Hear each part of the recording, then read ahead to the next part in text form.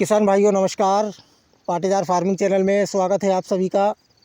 किसान भाइयों, आज हमारे ये पूसा मानव चने की फसल 65-66 दिनों की हो चुकी है।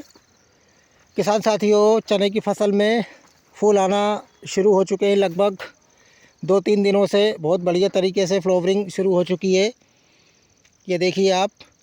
तो किसान भाइयों, अब हमें इस कंडीशन में क्या क्या सावधानी रखना चाहिए जिससे किसान साथियों हमारे चने की फसल में बहुत अच्छी तरीके से फूल फल आए, फूल ड्रॉप ना हो। और किसान भाइयों, इसके साथ साथ हमें इल्लियों के लिए भी बहुत सी सावधानियां अपने चने की फसल में रखना होगी। इल्लियों से बिल्कुल भी नुकसान ना हो, फूल ड्रॉप ना हो। तो किसान भाइयों, चने की फसल में इस अवस्था पर मेन 2 बातें किसान भाइयों को याद रखना चाहिए। पहली बात तो किसान भाइयों ये हो कि किसी भी तरह की टच पॉइज़न वाली जो दवाएं आती है, जैसे अल्फ़ामेथ्रिन, प्रोफेनोफास, साइपरमेथ्रिन और भी जितनी भी ये थ्रिन वाली दवाइयाँ हैं, उनका किसान साथियों आप इस अवस्था पर स्प्रे ना करें। क्योंकि साथियों इल्लियाँ तो मर जाएंगी, लेकिन साथियों फूल जो है चने की फसल में आए हुए हैं वो ड्रॉप होने का खतरा रहेगा, जिससे किसान भाइयों काफ़ी नुकसान होगा। और दूसरी बात किसान भाइयों, इस समय चने की फसल में हमें पानी बिल्कुल भी नहीं देना है। या तो आप 10 दिन पहले पानी दीजिए, या फूल पूरी तरह आ जाए, फल में कन्वर्ट होने लगे, तब आप पानी दें।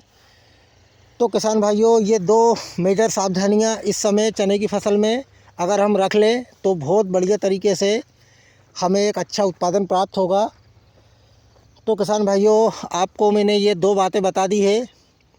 एक तो आप पानी ना दें इस अवस्था पर, और जितनी भी टच पॉइज़न वाली जो दवाइयाँ आती है आप उनका भी किसान भाइयों स्प्रे ना करें। आप टॉनिक का स्प्रे कर सकते हैं, NPK का स्प्रे कर सकते हैं। और इल्लियों के लिए अगर इल्लियाँ है इस अवस्था पर तो आप इमामेक्टिन बेंजोइट दवा का भी इस्तेमाल कर सकते हैं।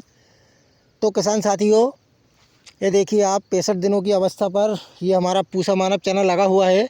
18 इंच पर किसान साथियों इसको लगाया है।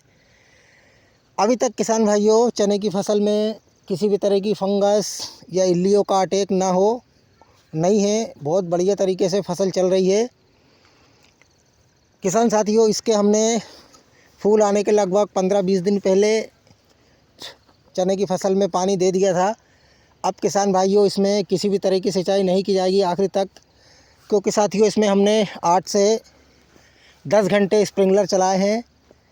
ज़मीन में काफ़ी नमी है। 10 इंच गहराई पे हमने बुआई की थी। तो किसान भाइयों, अभी भी मैं चल रहा हूँ तो पैर दब रहे हैं, और 1 से 2 इंच नीचे मैं मट्टी निकालता हूँ तो गीला आ जाता है। तो अब किसान भाइयों, मुझे इस चने की फसल में किसी भी तरह की सिंचाई की आवश्यकता नहीं पड़ेगी। बहुत बढ़िया तरीके से ये चने की फसल फूलों की अवस्था पर है। और किसान साथियों, अब ओनली यही काम रहेगा कि जितने भी ये फूल आ रहे हैं ये फल में कन्वर्ट हो, जिससे किसान भाइयों हमें एक अच्छा उत्पादन प्राप्त हो सके।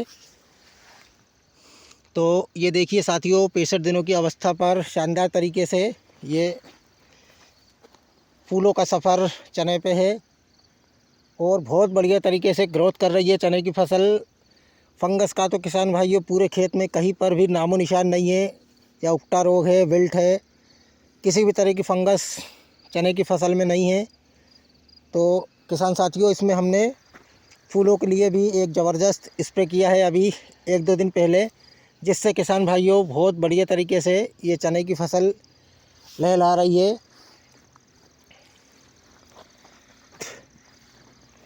जो पूरे खेत का व्यू मैंने आपको ये दिखाया है, कहीं पर भी ऐसा नहीं है कि चने की फसल हल्की हो। पूरा खेत किसान साथियों एक समान है।